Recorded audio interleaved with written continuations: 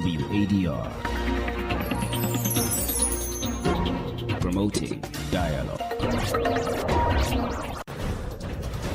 It is 6 p.m. in Dakar, 7 p.m. in Cotonou. Good evening and welcome to Newslink on West Africa Democracy Radio, 94.9 FM and around the world at wadr.org. First, the headlines.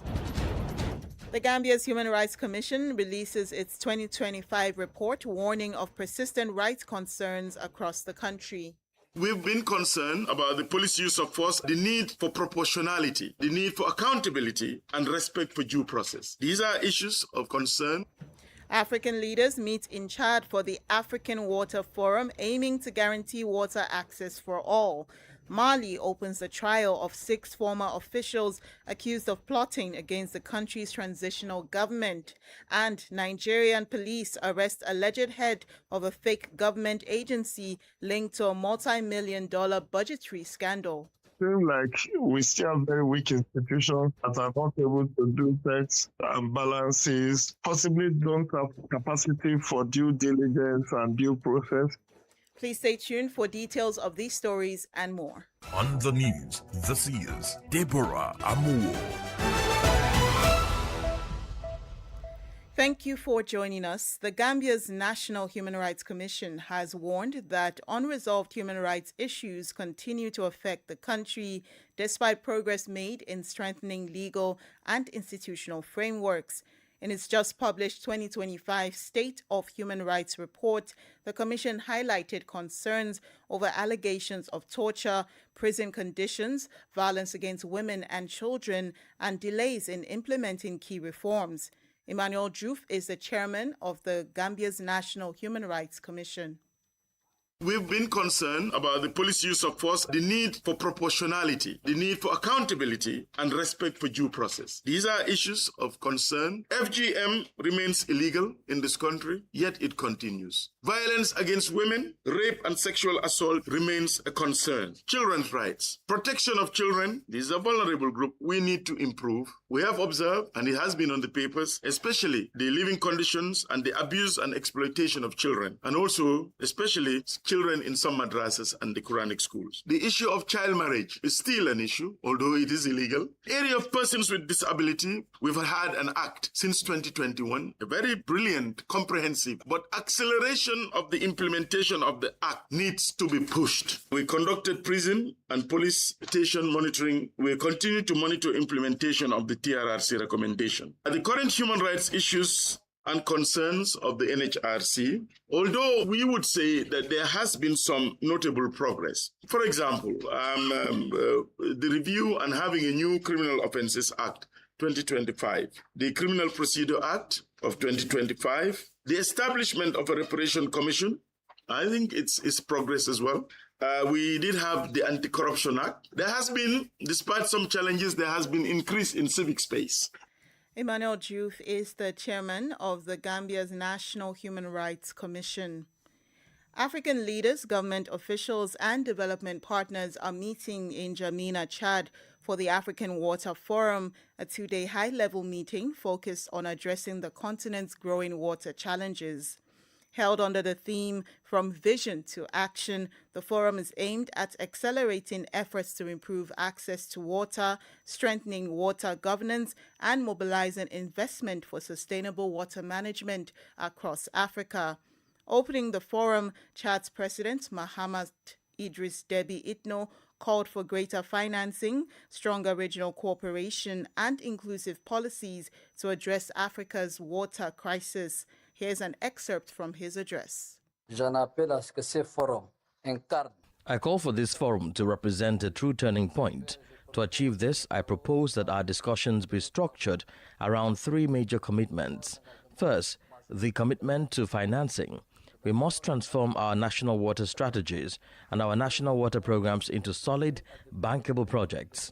I invite our partners and the private sector to deploy innovative and efficient financing mechanisms capable of supporting our investments in large-scale storage infrastructure, sanitation systems, and irrigation projects.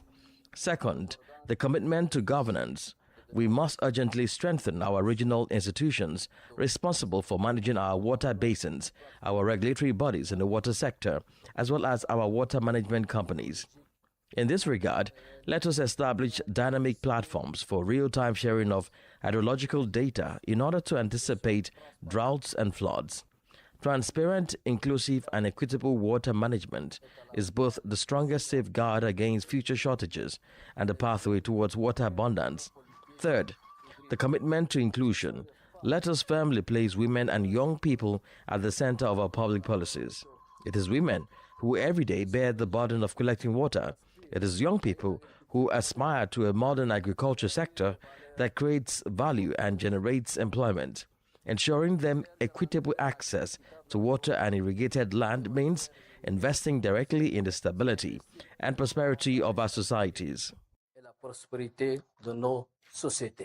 That was Chad's President Mahamat Idris Deby Itno calling for stronger investment, improved governance, and greater inclusion in addressing Africa's water challenges. We remain in Chad. The country has announced that it will abolish entry visa requirements for all African citizens from January 1st, 2027, becoming one of a growing number of countries promoting free movement across the continent. President Idris Deby Itno made the announcement, describing the decision as a step towards strengthening African unity and regional integration. The move follows similar policies adopted by countries including Benin, the Gambia, Rwanda, Seychelles, and Ghana, while the Republic of Congo is also expected to introduce visa-free entry for African nationals from the same date. Chadian authorities say details on the implementation of the new policy will be announced ahead of its entry into force. Now we head to Mali, where the trial of 6 people accused of allegedly plotting against the country's transitional government has opened before the criminal division of the Bamako Court of Appeal. Among those standing trial are former Director General of State Security Kassoum Goita and former Secretary General of the Presidency Kalilou Doumbia, who have been in detention since 2021. The defendants deny the allegations and remain presumed innocent as the court begins hearing the case. The trial is being closely watched as it raises broader questions about political stability, accountability, and the treatment of former officials under Mali's transitional authorities. Atiewin Mbila gives us the rest of the story in this report. The long-awaited trial stems from an investigation launched in 2021, months after the transitional leadership took power under President Assimi Goïta. The 6 defendants, comprising 3 former security officials and 3 civilians, are accused of conspiracy against the government and other offenses linked to an alleged attempt to destabilize the transitional authorities. Those on trial include former Director General of State Security Kassoum Goïta, former Presidency Secretary General Kalilou Doumbia, Chief Superintendent of Police Mustapha Diakite, Warrant Officer Abdoulaye Ballo, and businessman Sandy Ahmed Saloum and Issa Somake, also known as Jos. The case has been marked by years of legal proceedings, appeals, and prolonged pretrial detention. Although 2 of the accused had some charges dismissed during the investigation, prosecutors appealed that decision, allowing the case against all 6 defendants to proceed. The defense has consistently rejected the allegations, arguing that the arrest and lengthy detention were unlawful, and is seeking the acquittal of all the accused. The prosecution is expected to present its evidence during the trial, while the defense will challenge the charges before the court delivers its verdict at a later date. Under Malian law, all 6 defendants remain presumed innocent until proven guilty by the court. Atiewin Mbila with that report. More stories coming up on West Africa Democracy Radio. Newslink continues. Ghana's government says the final phase of its emergency evacuation of its nationals from South Africa will begin on July 25. This comes after President John Dramani Mahama approved funding through the Ministry of Foreign Affairs to repatriate nearly 900 Ghanaians who have opted to return home. It follows months of xenophobic attacks that forced many Ghanaians to seek government assistance and is expected to conclude the country's emergency repatriation program. WADR's Accra correspondent Nadede Tete reports.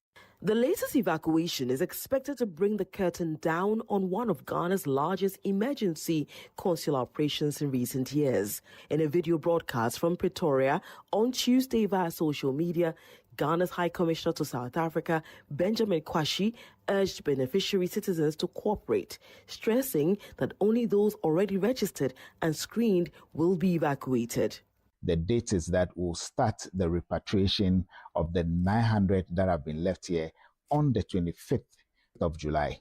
We'll come to the various places where you are lodged. We'll transport some of you from all the provinces to come down. I want us to be very clear on the modality so that nobody gets it wrong. One, we are not doing new registrations yet. We are going according to those who have been registered and screened. We are traveling from the 25th of this month. The groups will be notified. Those groups that are going to be the first group, second, third, fourth, fifth, until we are done, will notify all of you. The evacuation program was triggered by recurring xenophobic attacks that swept through parts of South Africa earlier this year, forcing hundreds of foreign nationals, including Ghanaians, to flee their homes and businesses. Many sought refuge in churches, community shelters, and hotels, while Ghanaian diplomats worked with South African authorities to account for citizens and facilitate their return. 3 government-sponsored airlifts have already brought nearly 1,000 Ghanaians, easing pressure on temporary shelters and reducing the number of citizens awaiting assistance. Once the July 25 operation is completed, Ghana expects to wind up the emergency evacuation program, with any subsequent requests for assistance to be handled through the country's normal diplomatic and consular channels. For WADR, Nadede Tete, Accra. In Côte d'Ivoire, more than a month after the demolition of homes in the Kumasi Campement area of Abidjan, hundreds of displaced families are still struggling to rebuild their lives. The evictions carried out as part of an urban restoration campaign left many without permanent shelter. While some have found refuge with relatives, others remain at the demolition site or in temporary accommodation, facing difficult living conditions and an uncertain future. Christopher Aticho tells us more in this report. Under a grey sky, the drone of motorcycle taxis set the rhythm of life in Kumasi Kompema. At first glance, the neighborhood seems to have regained its usual bustle. Yet, just a few meters from its entrance, the scene changes dramatically. On the edge of the Ebriye Lagoon, mountains of rubble stretch as far as the eye can see, silent witnesses to the violence of the eviction. Amid the debris, makeshift shelters made of scrabbled sheet metals, tarpaulins, and scraps of fabric still house families left homeless. Among them is Dao Yakuba in his 40s, a father of 8, struggling to imagine a future after the destruction of his home. Well, for the moment, this is home. We haven't won yet. If we win, we will leave. There's no one for me. It will be okay. There are 10 of us here because I have 8 children. And then there's me and my wife. We often manage here at the school facility. We go and get some food from school. So that's where we often get a little thing to come and fend for ourselves. Since the bulldozers arrived, these families say they have been left to fend for themselves. In this now unsanitary environment, each day is a struggle for survival. They express a profound sense of abandonment. We can't really talk about that. Actually, all of this is God who confided in the children and the women. It's God. It's the mosquitoes. Even though we've tied mosquito nets inside, they are biting us. We are abandoned. We are even cold. We can't even sleep. Look at the babies there. Where will we go? Beyond the material hardship, the psychological wounds remain deep. Under a makeshift shelter, improvised with corrugated iron sheets and scraps of fabric, men gather daily and try to find solution to their distress. That was a report by our Abidjan correspondent Marcel Ariston-Blé, voiced by Christopher Aticho. We turn to Nigeria, where police authorities have arrested Adeni Adeyemi, the self-acclaimed Director General of the fake Presidential Foreign Intervention Promotion Council. A warrant for his arrest was issued by Federal High Court in Abuja after he failed to appear for arraignment on charges of forgery, fraud, and impersonation. The development comes after several weeks of intense public scrutiny surrounding the fake government agency, which received approximately $200 million from the country's national budget.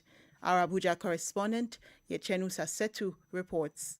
Adeniyi Adeyemi was in Osun State following a manhunt ordered by the Federal High Court in Abuja. Justice Mohammed Umar had earlier issued a bench warrant after Adeyemi failed to appear before the court to answer an 8-count charge filed against him by the police. The charges include alleged forgery, fraud and impersonation linked to the activities of the controversial Presidential Foreign Intervention Promotion Council, an agency the federal government says does not exist. According to the police, Adeyemi allegedly forged an appointment letter purportedly issued by President Bola Tinubu and bearing the signature of the President's Chief of Staff, Femi Gbajabiamila, to present himself as Director General of the agency. His arrest comes amid ongoing investigations into how the fictitious agency allegedly found its way into the national budget, a development that has prompted separate probes by the Independent Corrupt Practices and Other Related Offences Commission (ICPC) and the National Assembly. The court has adjourned the matter until September 30, when Adeyemi is expected to be arraigned. The PFIPC controversy has intensified calls for tighter oversight of public institutions and greater transparency in Nigeria's budgeting and verification processes to prevent similar incidents in the future. For WADR, Yechenu Sasetu in Abuja. Please join us in the second half of the news as we speak to a public affairs analyst on the implications of this case in Nigeria.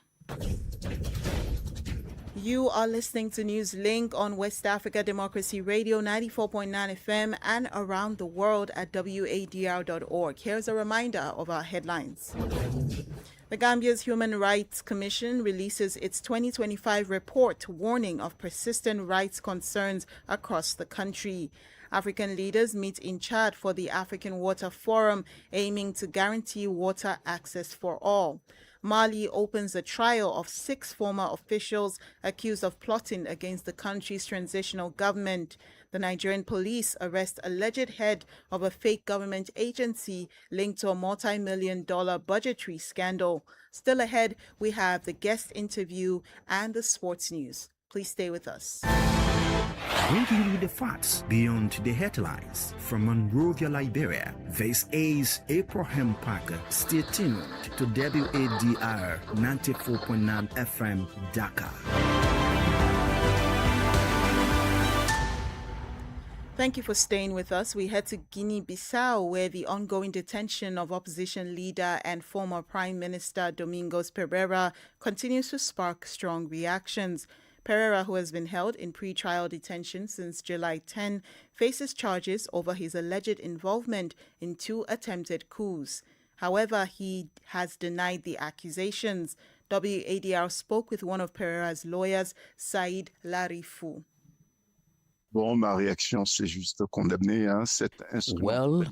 reaction is simply to condemn this manipulation of the judicial system to neutralize a leading opposition figure. Everyone knows this is a politically motivated action aimed at excluding Mr. Domingos and his political party, which is, after all, the main political party in Guinea-Bissau, from the upcoming elections. Those who staged the coup on November 26, who prevented the announcement of the presidential election results, those who are in power illegally, are the ones persecuting my client for a supposed attempted coup. Even the most serious observers know this is a manipulation of the judicial system for political ends. First of all, his state of mind is very combative. He is very calm.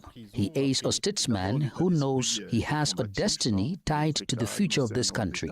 He also has a destiny tied to the future of the African continent. So he is a statesman, very calm, but determined to lead his fight. And secondly, my client was never granted freedom. He was taken from the detention center to his home, but he was not at all free at home since he could not receive visitors, and his house was surrounded by military trucks that were there 24 hours a day.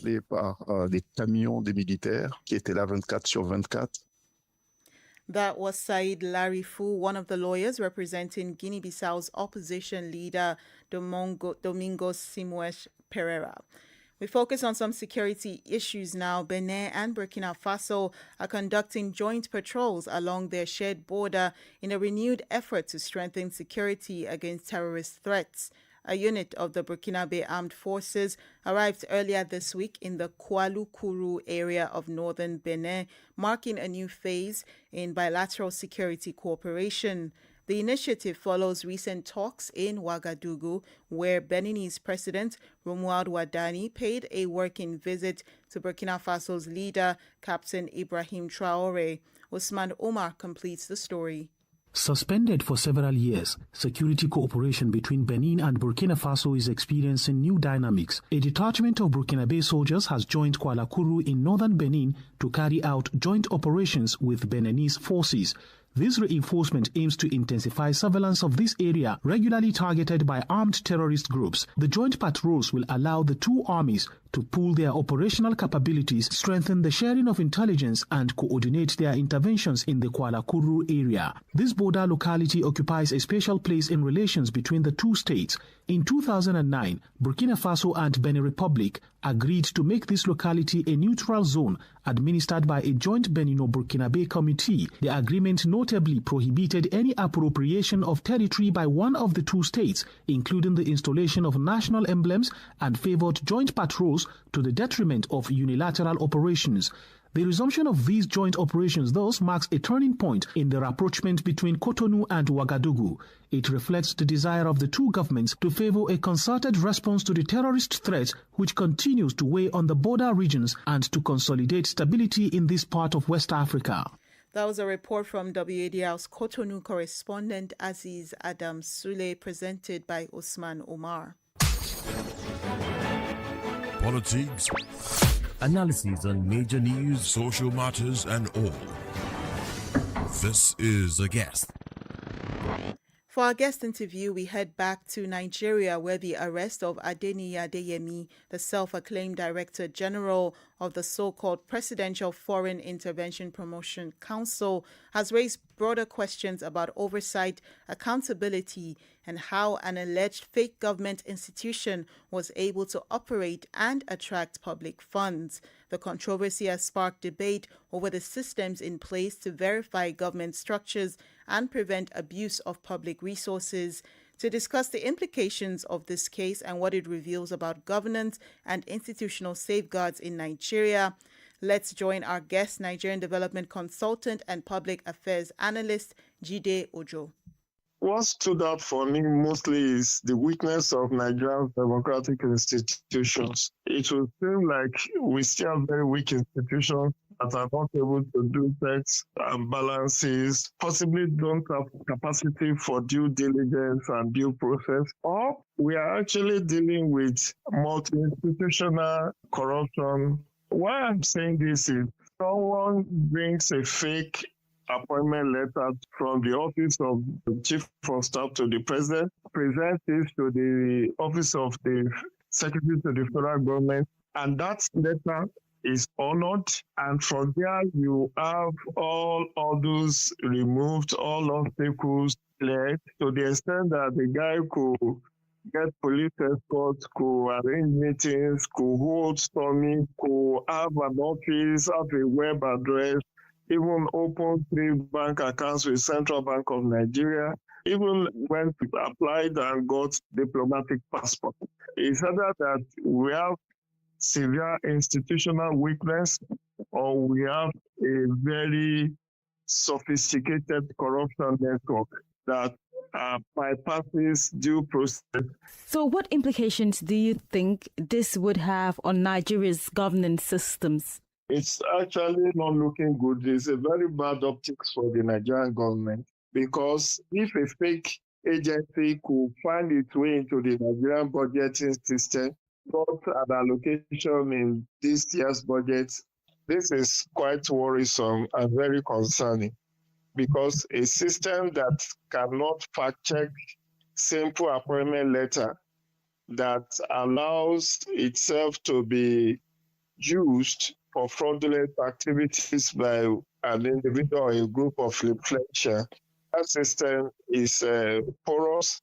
So what reforms would you recommend to strengthen transparency and make it more difficult for individuals to impersonate government officials or institutions? Let's have a fully automated bureaucratic system. The Federal Civil Service should be automated, and then there should be capacity building of the staff, as well as organogram on how government institutions work. And I'm saying this against the background that assuming that this was a genuine error and not an intentional undermining or circumventing of the civil service rules. So if we have a fully automated system, it then becomes easy to trail some of these kind of shady deals. Beyond that, there should be a proper oversight of all these government institutions. Quite unfortunately, the National Assembly, which also has the constitutional responsibility of overseeing ministries, departments, and agencies, are also caught in this web, because they were the ones that endorsed the appropriation of 1.3 billion for this fake agency. But that would be a genuine mistake, because they actually are not the one that prepared the budget. We have the Nigerian Budget Office, which is primarily responsible for that.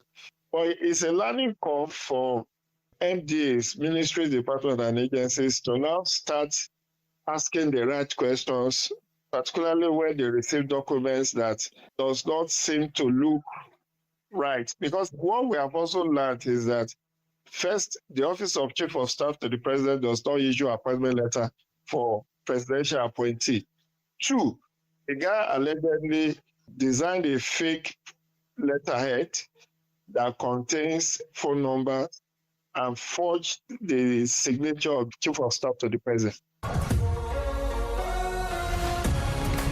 It's now time for some sports stories as we conclude the news this evening. Senegal's Ministry of Youth and Sports has ordered the Senegalese Football Federation to stop all public communication related to the national team's participation in the 2026 World Cup. The ministry said the measure is aimed at preserving national unity and protecting the country's image, while announcing that a full assessment of Senegal's World Cup participation will be conducted. Meanwhile, Spain have secured their place in the 2026 FIFA World Cup final after defeating France 2-0 in the semi-final in Dallas, United States. Spain will face the winner of the England-Argentina game in the final, while France will play in the third-place match. England will face Argentina later on today. And that brings us to the end of Newslink at this time on West Africa Democracy Radio. Thank you for listening, and many thanks to Mustafa Sek for the technical assistance and Maudo Ju for supervising our live streaming on various platforms. Remember, you can listen to us via our mobile app, WADR, available in the App Store as well as on Google Play Store. My name is Deborah Amuwo. Good evening. We thank you for listening to Newslink in Nigeria on Love FM Abuja and Darling FM Owerri. In the Gambia on Hot FM Banjul, Hilltop FM and Veritas Radio in Serekunda. Thank you for listening on Alternative Youth Radio Lofa County, Liberia, Radio Kegaman in Nimba County, and DCN Radio Riverses County. A big thank you to Radio Baft FM in Sierra Leone for listening, and in Ghana we thank Radio Pad in Damango and Royals FM in Wenchi. Thank you all for listening to Newslink.